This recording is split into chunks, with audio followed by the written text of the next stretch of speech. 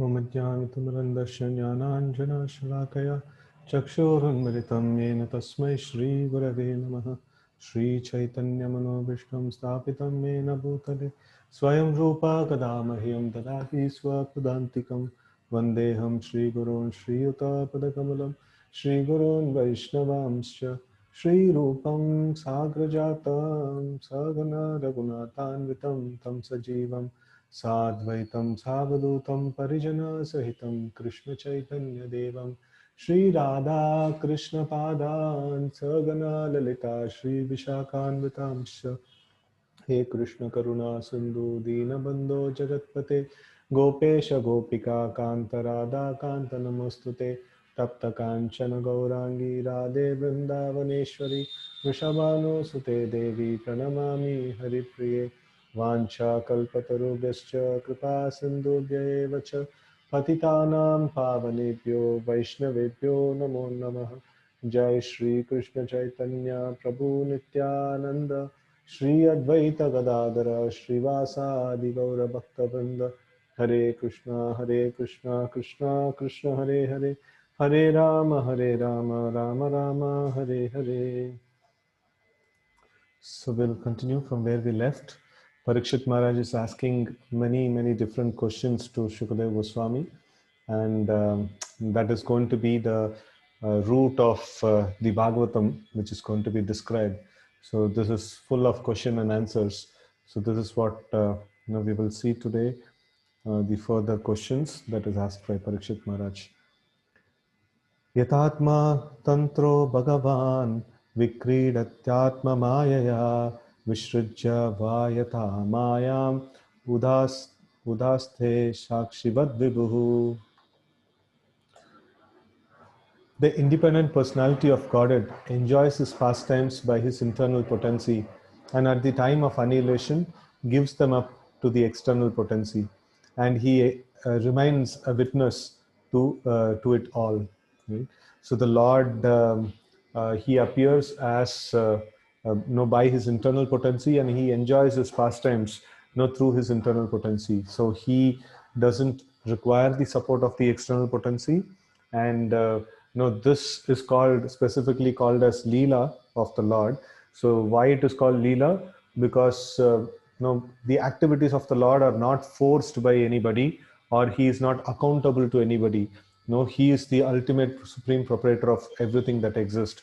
So because he doesn't need to report anything to anyone, so his activities are completely swa-ichcha, like it is based on his own desire, and that is called the Leela. So whatever we do, like we have to do it based on some rules and regulations, or some strictures, or some needs that we have, and things like that. So in strict sense, the Leela can only be used in connection with the Supreme Lord. So only he can perform the Leela. Right? So, and then the pure devotees who are acting exactly on the instructions of the Lord, so that also is called as Leela, because the Lord, it is Lord's actions that is carried out like through the pure devotees of the Lord. So in that way, the Lord's actions are strictly called as Leela, so others actions are not called as Leela. So here all these Leelas happen through the internal potency of the Lord, and not with the support of the material energy. Right? So that's completely a different sphere altogether. Okay. Purport: Lord Sri Krishna, being the Supreme Personality of Godhead and fountainhead of all other incarnations, is the only independent person. So this is a very nice statement. In one lecture I heard that the word I, which denotes oneself, this word also, strictly speaking, it can only be used for the Supreme Lord, because we don't have that clear sense of independent identity. So our identity is dependent identity. So we are dependent on the Supreme Lord, for our identity. So we are part and parcel of the Lord. So the only independent person in the whole creation is the Supreme Lord, right? So that's a very nice point. So he enjoys his pastimes by creation as he desires, and gives them up to the external energy at the time of annihilation. By his internal potency only, he kills the demon Putana, even though enjoying his pastimes in the lap of his mother Yashoda. And when he desires to leave this world, he creates the pastimes of killing his own family members, the Yadukula, and remains unaffected by such annihilation. He is the witness of everything that is happening, and yet he has nothing to do with anything. He is independent in every respect. Maharaj Parikshit desired to know more perfectly, for a pure devotee ought to know well. And so in this way, like Maharaj Parikshit is asking various questions about how the Lord is performing his leelas, with the internal potency, and how the material energy is functioning and things like that. Sarvametaccha Bhagavan Prachato me anupurvashaha tatvato rishaya tatvoto rahasyodahutum prapannaya mahamune. O great sage, representative of the Lord, kindly satisfy my inquisitiveness in all that I have inquired from you and all that I may not have inquired from you from the very beginning of my questionings. Since I am a soul surrendered unto you, please impart full knowledge in this connection. Right? So this is, Parikshit Maharaj is submitting all the questions, and then he's telling that, please answer all my questions because I am very inquisitive, and then I am completely surrendered unto you. So, kindly answer my questions. And that's the result of the whole Bhagavatam. Purport: the spiritual master is always prepared to impart knowledge to the disciple, and specifically when the disciple is very inquisitive. Inquisitiveness on the part of disciple is great necessary for the progressive disciple.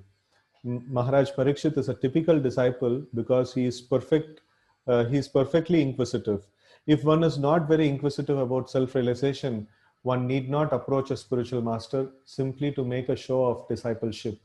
Not only is Maharaj Parikshit inquisitive concerning all he has inquired about, but he is also anxious to know about what he has not been able to inquire. Actually, it is not possible for a man to inquire about everything from the spiritual master, but the bona fide spiritual master is able to enlighten the disciple in every way for the disciple's benefit. Text 25. Atra pramanam hi bhavan parameshti yathatma bhu apare chanu tishtanti purve sham purva jaikritam. O great sage, you are as good as Brahma, the original living being. Others follow custom only, as followed by previous philosophical speculators. Purport. It may be argued that Sukadeva Goswami is not only authority of perfect knowledge and transcendence because there are many other sages and their followers. Contemporary to Vyasadeva or even prior to him, there were many other great sages such as Gautama, Kannada, Jayamani, Kapila and Ashtavakra, and all of them have presented a philosophical path by themselves. Patanjali is also one of them, and all these six great rishis have their own way of thinking, exactly like the modern philosophers and mental speculators. The difference between the six philosophical paths, and this is called Shad Darshan, so that is like, so all of them, like Sankhya, then Nyaya, then Yoga, and all these various, this ones are there, that's technically called as Shad Darshan, so that is six darshans, six kinds of different kinds of philosophy, and then karma mimamsa and things like that and all. So here it is clearly mentioned, this six darshans, what is there in the Vedic philosophy, is actually mental speculation. No, it is actually material in nature. It doesn't have the spiritual backing. No, all that is Vedic is not spiritual. That we should understand. All that is Vedic is not strictly spiritual, and or at least the highest rung of spiritual understanding. So here we see that it is clearly mentioned here that they are like the modern philosophers and mental speculators, right? So these different six philosophical paths are. So the difference between the six philosophical paths put forward by the renowned sages above mentioned and that of Sukadeva Goswami as presented in Srimad Bhagavatam is that all the six sages mentioned above speak the facts according to their own thinking, but Sukadeva Goswami presents the knowledge which comes down directly from Brahmaji, who is known as Atma Bhu, or born of and educated by the Almighty personality of Godhead. So this is the difference. So we don't try to manufacture our philosophy. We don't try to speak anything and everything that we feel like. So we try to pass on the same message, what is there, what has been propounded in the past, and directly given to Lord Brahma by the Supreme Lord. So that very same knowledge we are able to access now. We are able to study that. So it is because of this Vaishnava disciplic succession. So we don't try to introduce our own speculation into it. No, the moment we introduce our own speculation, then it becomes our own philosophy, and it will not have sufficient effect to help us in spiritual progress. Right. So in material world, we can have many different kinds of philosophies, and probably we can think that we are advancing in this way. And people have created so many material things, and other people, they appreciate that thing, saying, oh, you have done such wonderful technological advancement, or some material things and things like that, but it is not that great. So there is no spiritual growth. So if a person dies after making so much of material achievements, he has to again take birth. He has to start from ABCD. There is no great thing, right? So we have to keep going through the same thing again and again. But then a person advances spiritually, so then there is no more birth. No, he can go back to the spiritual world. He can actually live in company, in association with the Supreme Lord. And that's our original place. We don't need to anymore keep changing our identities and positions and things like that. So that's the power of the spiritual knowledge. But only one condition is that the spiritual knowledge cannot be changed. It has to be passed on as such, as it is, from one chain of disciplic succession to another. And in this way, like, people can understand, people can get the benefit of the original knowledge that is given by the Supreme Lord, right? So that's the most important aspect of this Guru Sishya Parampara in Vaishnava Sampradaya, right? Otherwise, some great philosopher will come and give some philosophy, and from there the Sampradaya starts, and then everybody follows in the Sampradaya that great philosopher's version. But then the Vaishnavism doesn't work like that. Vaishnavism works, that originator must be the Supreme Lord himself. We will accept only the knowledge which is coming from the Supreme Lord himself. If it is originated from any other source other than the Lord, we are not interested in that, right? So that's the main aspect of the Vaishnava Sampradaya, right? So it's not like any school and college. Somebody like wrote a book on science, and then everybody is following, and some other scientists come, and then this old scientist will be forgotten. So Vaishnavism is not like that. So we want to hear from the version of the Lord, and we don't want to hear from anybody else. And all those people who strictly follow the path of the Lord, we only hear from them, and we don't hear from anyone else, right? So that's the that's the power of this process. And this may look to be simple, but it requires a lot of sincerity, and it requires a lot of fidelity towards this whole process. We should be 100%. We should take a vow that I will not change anything in this philosophy. I will just whatever has been spoken by the Lord, and whatever has been enlightened by the great acharyas who are strictly following in the path of the Lord, only that we will take it. It is mentioned, Tarko Pratishta Shrutayo Vivinna Nasha Munir Yasya Matirna Binnam Dharmasya Tattvam Nihitam Guhayam Mahajano Ena Katasya Panta. So this is Tarko Pratishta. We cannot Tarko Apratishta. We cannot establish the truth by Vad Vivad Tarka. That is not possible. Tarko Apratishta Shrutayo Vivinna. Even the scriptures talk many different things. Shrutayo Vivinna Nasha Munir Yasya Matirna Binnam. So Muni means in generally in the Vedic terms, Muni means like this modern day scientists, who give their own philosophies, their own understandings, and their own speculations. And no two Munis will agree with each other. Muni means he has to be different in his idea. So Nasha Munir Yasya Matirna Binnam. So, and then Dharmasya Tattvam Nihitam Guhayam. We cannot understand Dharma by these kind of experiments, by Tarka, Vada, Vivad, or just by independently reading scriptures. And then great Munis and thinkers, they cannot establish what is Dharma, and they cannot come about with a universal law. It is not possible. And what is the way? No, where is the dharma? Dharma shatatvam nihitam guhayam. So it is, this dharma is very, very secret. And where does it lie? Mahajano yena katasya panta. So like it lies in the heart of great personalities, no, who strictly follow in the path of the Lord. And they are not munis, they are not great thinkers. They are just simply followers of the Supreme Lord.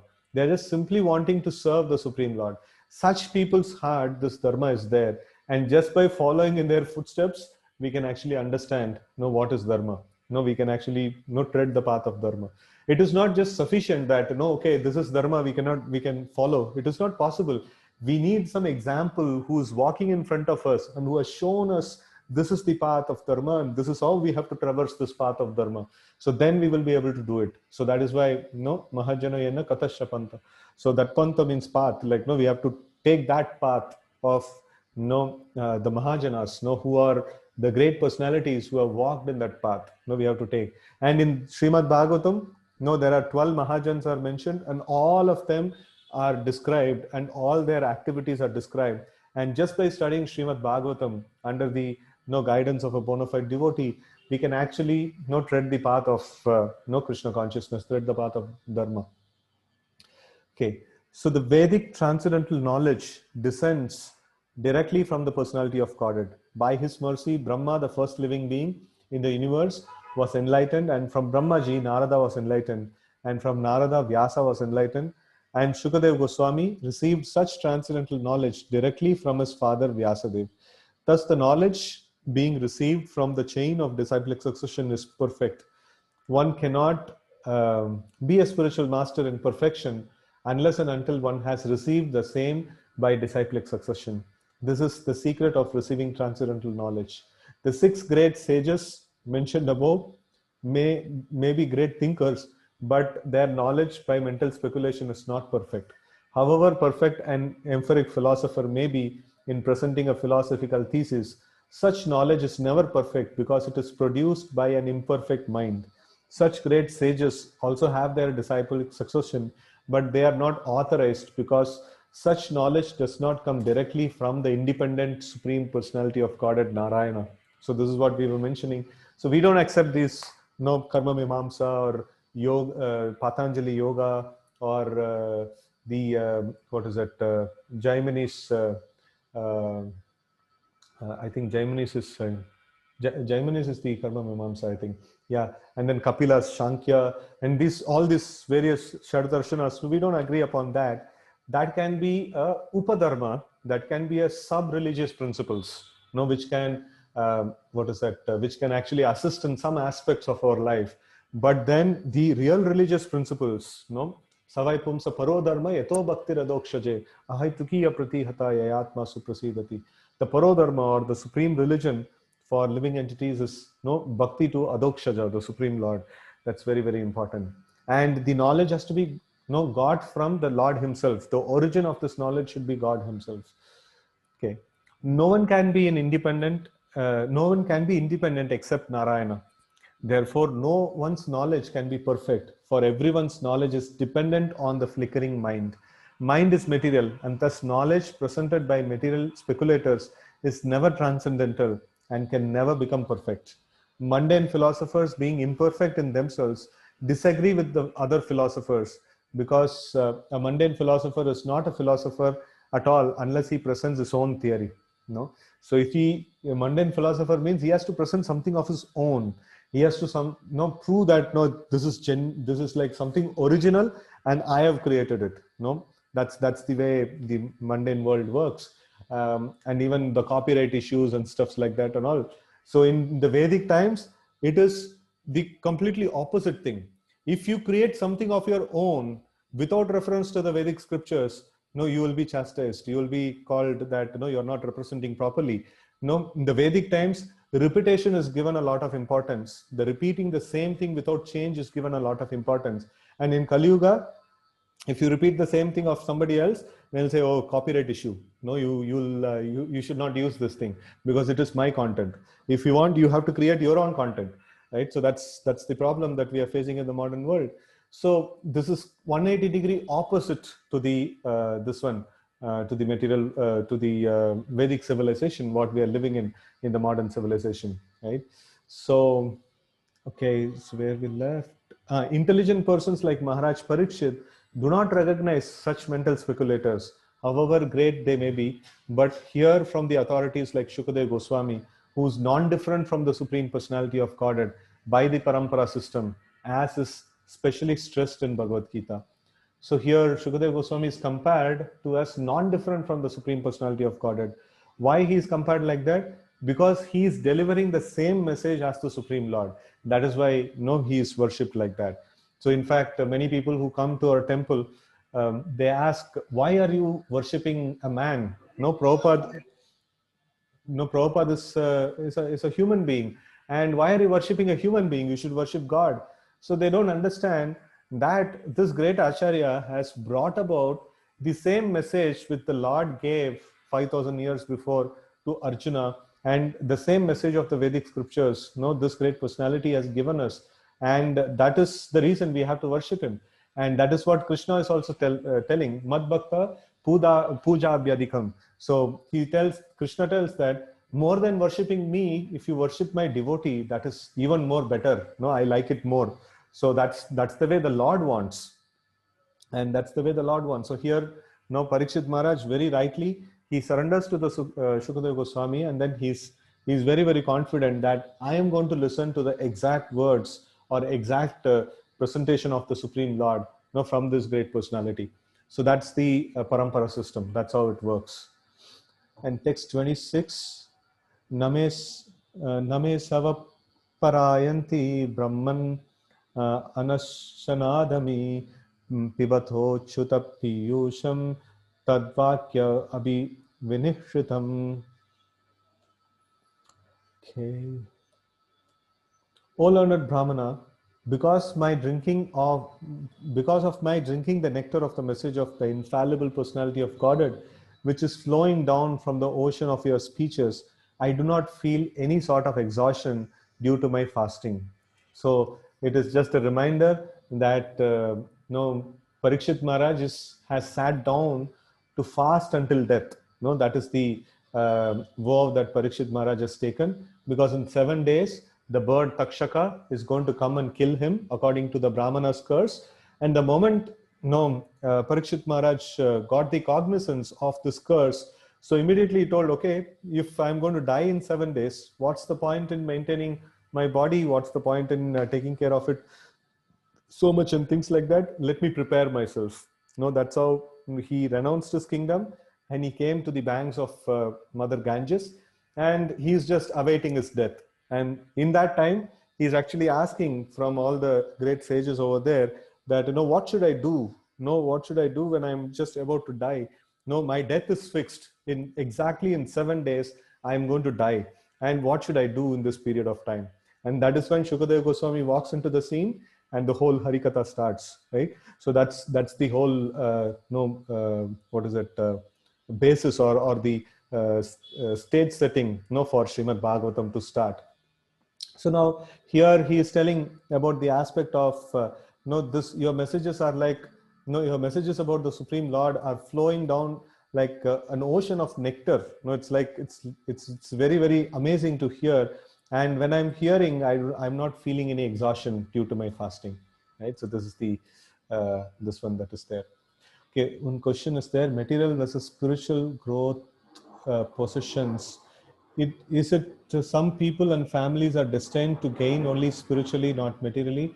Like children, their future world accepts us based on our social standings. Basics, secured materialistic life is a prerequisite. If Krishna is not favoring us to earn or maintain so defined successful materialistic life, but giving ample scope to grow spiritually, what does it mean? How do we sustain in life? So, so these are two different entities, like material growth and spiritual growth. So material growth depends on the material punya that a person has done, and spiritual growth depends on the spiritual punya that a person has done.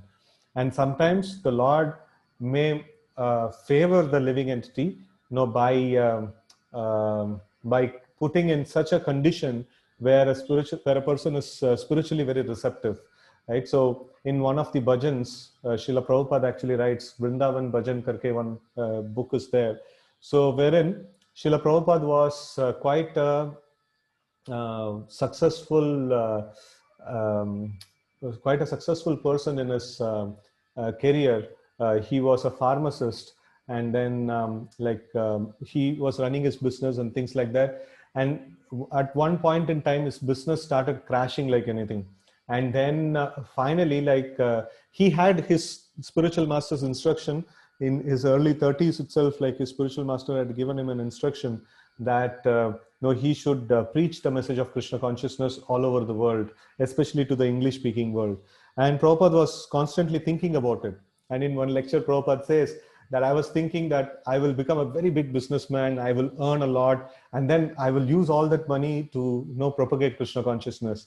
And then Krishna actually, at one point in time in Srila Prabhupada's life, everything was a reversal. And then all his business crashed, and even with his business he was trying to preach Krishna consciousness, even that also got crashed.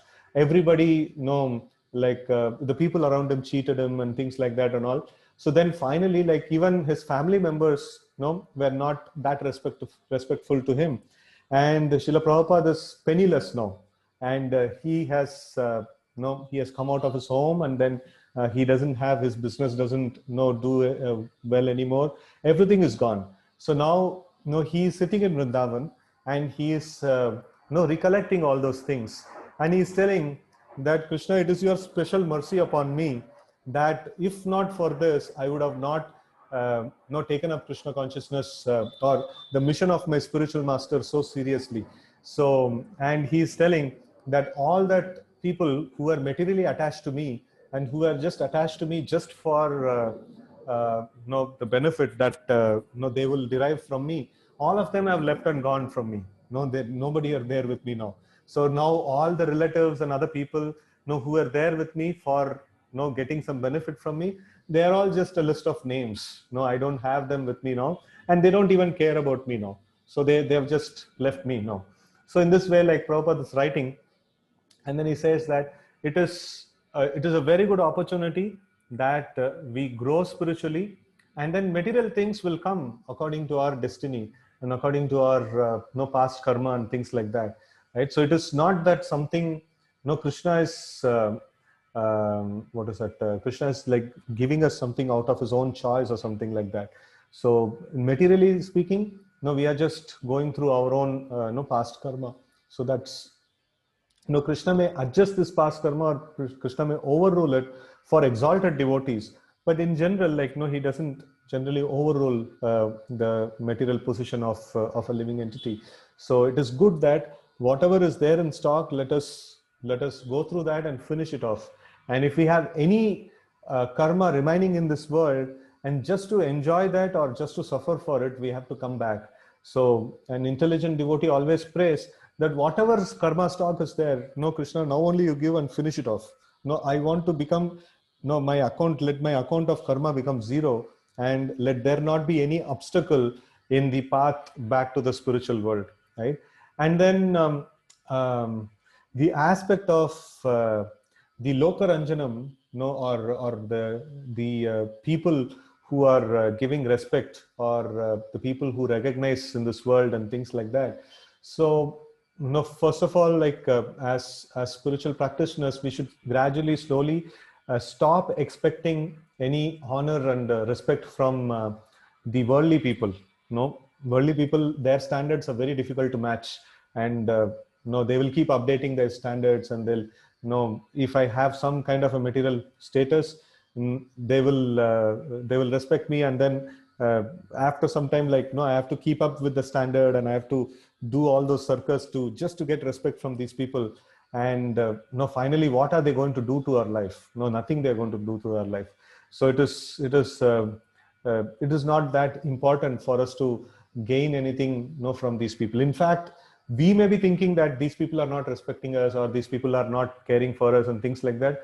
Probably in their mind, we are not existing only. So that is also possibility is there. So in that way, we should try to grow spiritually, And there is one aspect of surrender that is there, is anukulyasya sankalpa pratikulyasya varjanam rakshayshi iti vishwasho atma nikshepa, sorry, goputarta ornam tata. So that means Krishna is my maintainer, and how much ever is needed to maintain myself, he will provide in the right time. No, he will provide in the right time. So that faith slowly we should develop as we are studying Srimad Bhagavatam. And if we ask Krishna that, okay, you give me, I don't have, no, what's the guarantee that you will give me tomorrow something? You give me today, I'll keep it in my bank and I'll have it with me. So then, no, that's another way of doing thing. But then devotees are requested to pray to the Lord that I have faith in you, my Lord, even though you may not give me anything today. No, definitely you have some plan for me, what I am supposed to do tomorrow. So, and how will I be taken care of, no, tomorrow, right? So that's something very difficult. No, even we find it very difficult to have that kind of consciousness, but at least theoretically we can try to meditate upon this. And even Arjuna had difficulty, like handling this. He was telling that karpanya josha pahata swabhava prichami tvam dharma sammuda cheta like what is it, Nishchitam Bruhitanme. Like, no, he says that, please tell me for certain what is there. No, give me clarity, like what's going to happen. Right now, I'm in such a crisis. No, like I have to kill my relatives and all these people. They are there in front of me. I have to face a battle like this. I'm completely bewildered. Please give me some clarity. And Krishna, he speaks the whole Bhagavad Gita, and he says that, see, no, giving clarity is not possible. But then, no, you just surrender unto me, and then, no, I will take care of you. You just have faith in that, and then I will give you directions, and according to that, you keep walking. And no, I'll give you clarity till, no, next few steps. No, that's how much Krishna actually puts through. And in fact, that is also one of the wonderful aspects of training for surrender. So training for surrender to the Supreme Lord is that the Lord will put us into so many tests where the path in the front will not be clear. But if we, catch hold of the hands of the Lord and then walk along with Him, we will be able to cross over the whole material ocean. And this is the formula. And all of us have struggles. Like, it is not that, because I'm speaking, I don't have struggle in this particular aspect. I also have struggles. So, devotees, that is where the devotee association is very, very important. So I have a few of my seniors, like, with whom I converse, regularly, and kind of I gain my strength, and my equals, who are practicing along with me. So I discuss with them and things like that. So whenever I am weak, they give us strength. They give me strength, and then, whenever they are weak, we support and things like that. So in this way, it is a combined effort wherein we support each other, and then, we what is that? Refresh or re-energize our faith in the Lord, and then follow this path, and we will be able to come out victorious, in this whole thing. So otherwise, if we want to appease the people around in this world, there is no way. Actually, there is very, very difficult, and it's steep, very, very steep competition. It's quite difficult. So at some time we have to just mark it, saying that, okay, whatever you people think, you think. We just want to practice devotional service, and this is the way we want to. And we will be surprised, like in my own life, I have seen this. So initially people made fun of me when I took up this full-time devotional service and gave up my job and things like that and all. And many of them who made fun of me are taking guidance from me now. So it's like, it's completely a role reversal. And if we actually think about, these people are making fun of me and things like that, we will never be able to progress. So, and that is one thing that is mentioned in Krishna consciousness is, when you start practicing, people will say, oh, you're a foolish person. You are giving up all material things. Such wonderful things are there in this material world. You are giving up all of them. And then you are taking up to something like where, you're not, your aspiration for material progress is killed. So then the same people, they will get astonished after a few days of a few years of our practice, and the same people will start following us, once we start achieving success in this path, right? So that's the that's the trend that is there. So initially we should not get disheartened that people are not appreciating what we are doing, or like we don't have sufficient material things and things like that. So whatever is there, whatever is there in our karma will definitely come. And whatever comes, our challenge is whatever comes, it should be used in Krishna's service. That is a challenge. That's what we have to be focused on. Okay, so let's see the purport of this sloka. Purport: the disciplic succession from Brahma, Narada, Vyasa and Shukadev Goswami is particularly different from others. The disciplic succession from other sages are simply a waste of time, being devoid of Achyuta Katha, or message of infallible Lord. The mental speculators can present their theories very nicely by reason and argument, but such reason and arguments are not infallible, for they are defeated by better mental speculators. Maharaj Parikshit was not interested in the dry speculation of the flickering mind, but he was interested in the topics of the Lord, because factually he felt that by hearing such a nectarian message from the mouth of Shukadev Goswami, he was not feeling any exhaustion, even though he was fasting because of his imminent death. One can indulge in hearing the mental speculators, but such hearing cannot endure for any length of time. One will be exhausted very soon from hearing such hackneyed ways of thinking, and no one in the world can be satisfied simply by hearing such useless speculations. The message of the Lord, especially from personalities like Shukadev Goswami, can never be tiring, even though one may be exhausted from other causes. In some editions of Srimad Bhagavatam, the text of the last line of this verse reads Anyatra Kaupithad Dvijat, which means that the king might be overwhelmed by the thought of his imminent death by snake bite. The snake is also twice born, and its anger is compared to the cursing Brahmana, the cursing Brahmana boy who was without good intelligence. So there are many things which are called Dvija. The snakes also are called as Dvija because those which are born of eggs, they are called as Dvija, because they are given birth once by the mother in the form of egg, and then they hatch also, that's the second birth. So they are called as Dvija, like birds, snakes and things like that. They come from the eggs. So in this way, they are called as this one. So here the Dvija has a double meaning.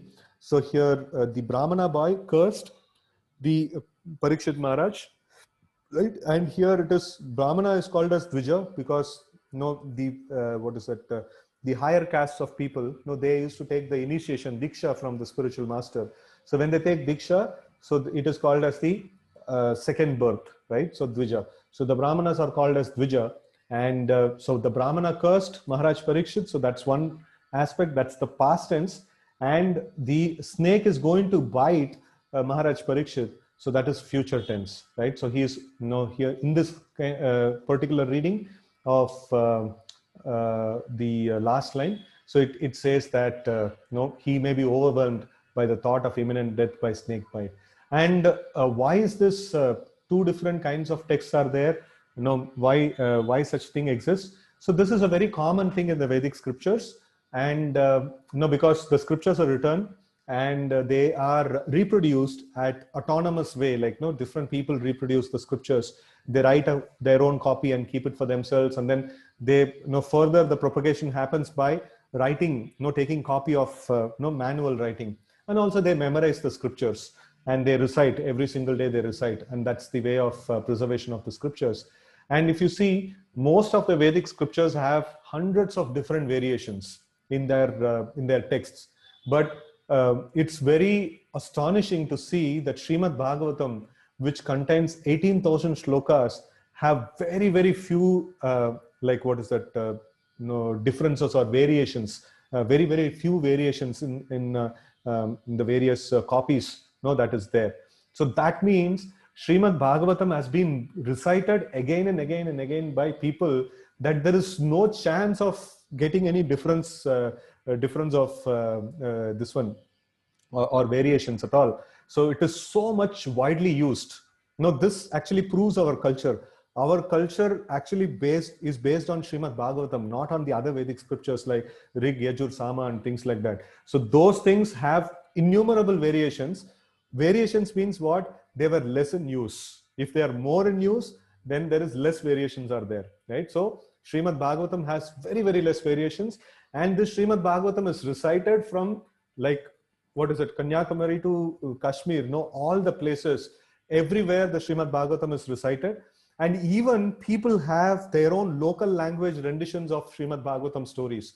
So that is how Srimad Bhagavatam is so widely used. The original Sanskrit, the Moola Sanskrit, which is there, that has also been recited many times. And in everywhere the Harikatha means Srimad Bhagavatam is spoken.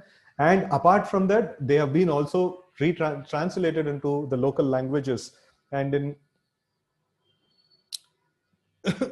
in Tamil language, we have Divya Prabandham, and then in different languages, we have the renditions of Srimad Bhagavatam and the stories of the Srimad Bhagavatam, right? So in this way, we can actually see that Srimad Bhagavatam has very little variance, and primarily our forefathers in the previous generation of this Vedic culture was dictated by Srimad Bhagavatam, right? So that's how important a scripture that we are reading every day. Okay, so here we see that Maharaj Parikshit was not at all afraid of death, for he was fully encouraged by the message of the Lord. One who is fully absorbed in Achyuta Katha can never be afraid of anything in this world, right? So all the fears is taken off. All the fears is taken off. Even if a person doesn't have any security in this world, if he is having Harikatha with him, Achyuta Katha with him, so he can be fearless in this world, right? So that's the guarantee, because the Lord is there personally. This sound vibration is non-different from the Lord. The sound vibration of Srimad Bhagavatam is same. The very same Lord is present. So in that way, like, we can be sure of the protection of the Lord. Text 27. Suta uvacha sa upa mantrito rajna katayam iti satpathe brahmarto brisham prito vishnuratena samshadi. Suta Goswami said, thus Sukadev Goswami, being invited by Maharaj Parikshit to speak on the topics of Lord Sri Krishna with the devotees, was very much pleased. Right? So this is also very important, that this Bhagavatam is not read alone. It is read in the guidance of a spiritual master and along with devotees. That is also very important. So what we are doing is the right formula. It is we are studying from Srila Prabhupada's purports, and we are not just trying to whimsically understand Srimad Bhagavatam. We are trying to study it with the explanation of the Acharya, and we are all coming together and spending the time together and trying to read. So this is a very nice thing. And if we have a physical association, that is even more really very amazing. So like 5, 10, 20 devotees, we just gather and then we discuss Srimad Bhagavatam. That's the perfect way of performing the devotional service. In fact, in Kali Yuga, it is mentioned Sankirtana is the most powerful thing. Nama Sankirtana Isya. So it's like this Sankirtana is very, very important. Sankirtan means not alone. Sankirtan means with the devotees. And that is the strength that we have. So all of us may be weak in our Krishna consciousness. We may not have sufficient strength, being the Kali Yuga products. No, we don't have sufficient strength to progress in spiritual life. But together we have a lot of strength. Together we have a lot of strength. So that's the important aspect here. Okay. Purport. Srimad Bhagavatam can be legitimately discussed only among the devotees of the Lord.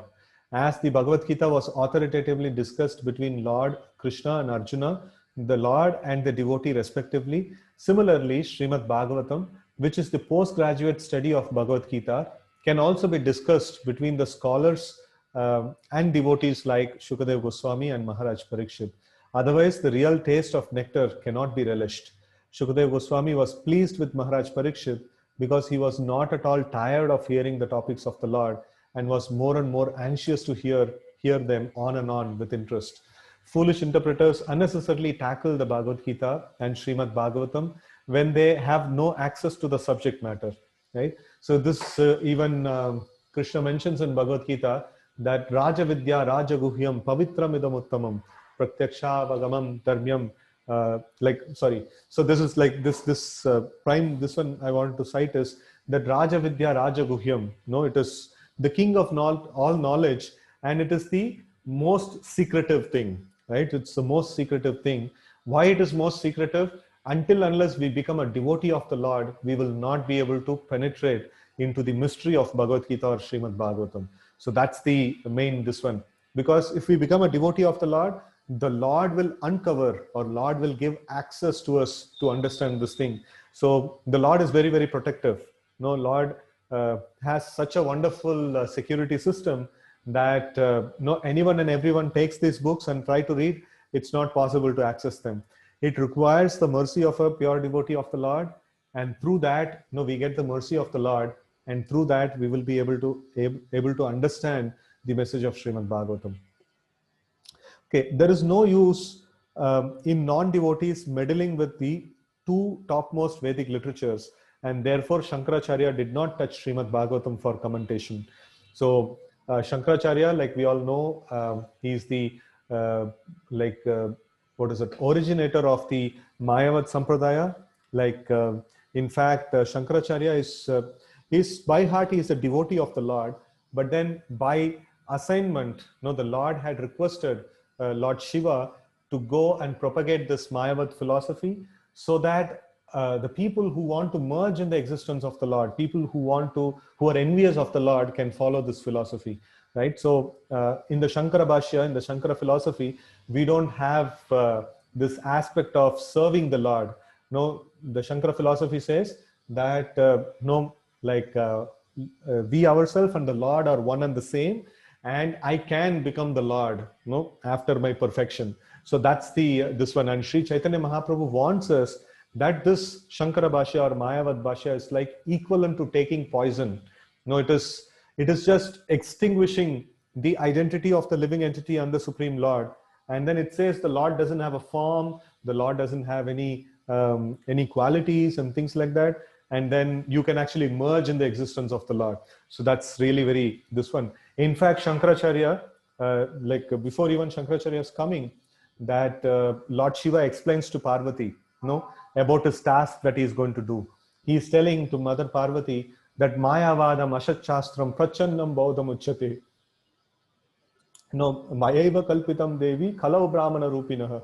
So he says that this Mayavad philosophy, which I'm going to propound, Mayavadam Asat Shastram. Asat Shastram means like it is a very impure, or Sat means it is good.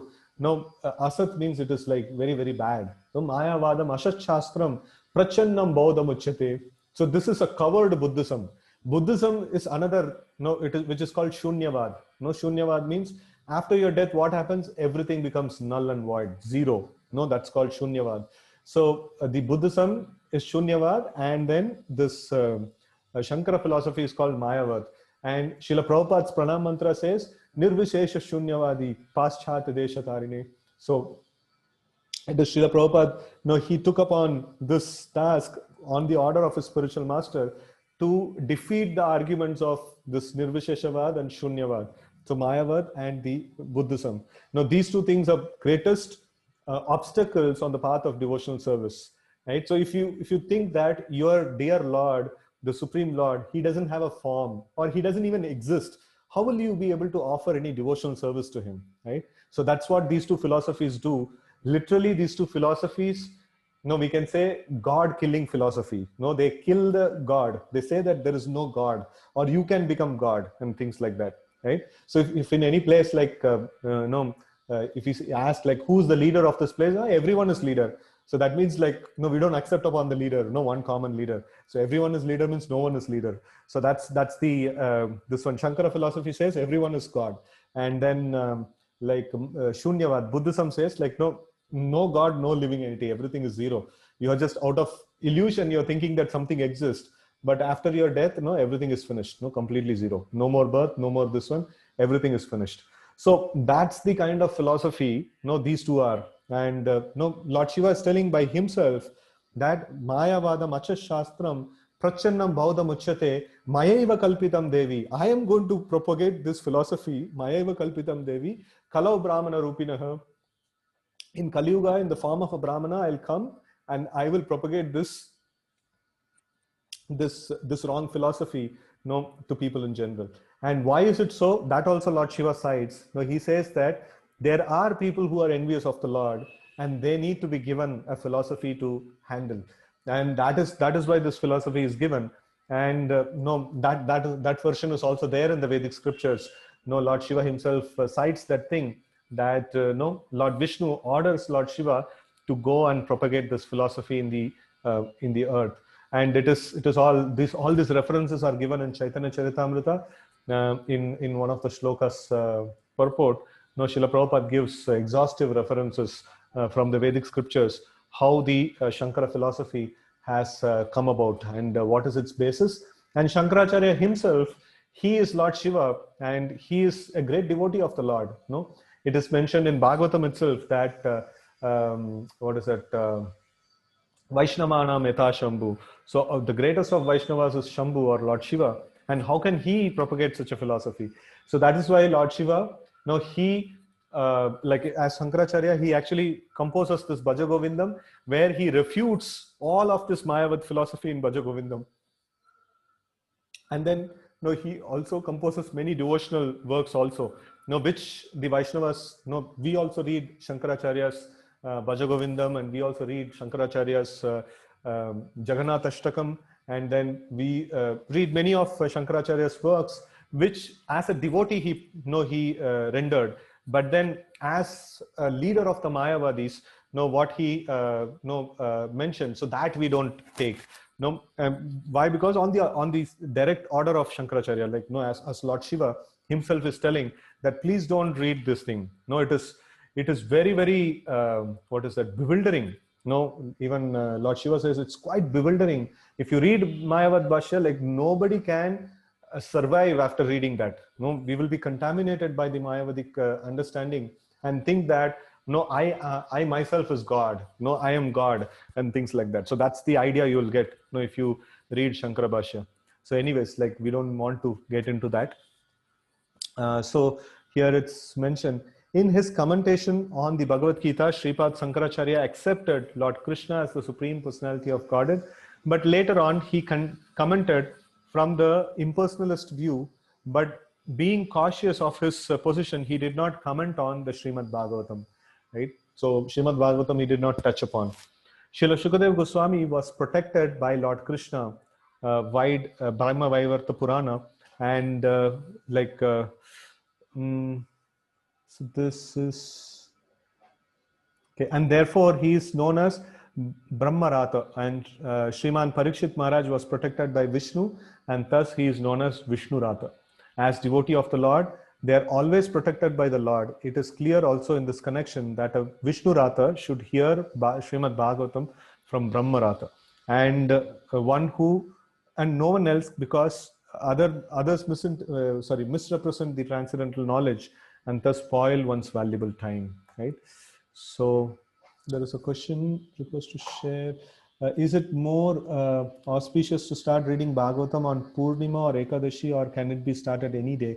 Yeah, any day is good. In fact, Subhashya Shigram, they tell, right? So in this way, we should just start reading it at the very opportunity that we get. So that's the way we should do.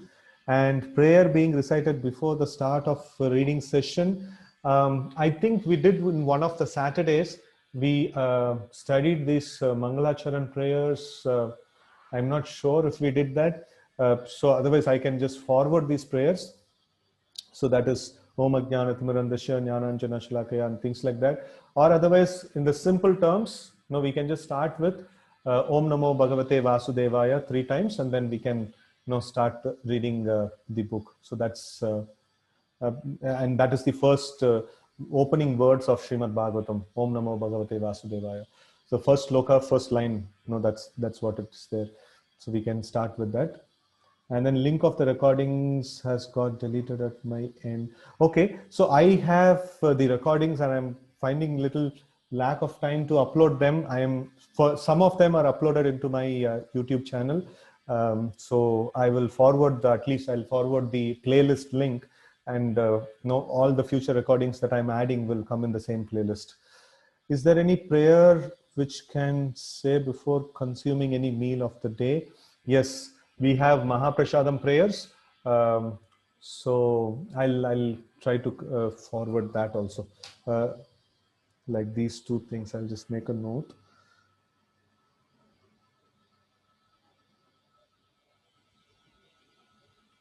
Okay, so these two things I'll send it across.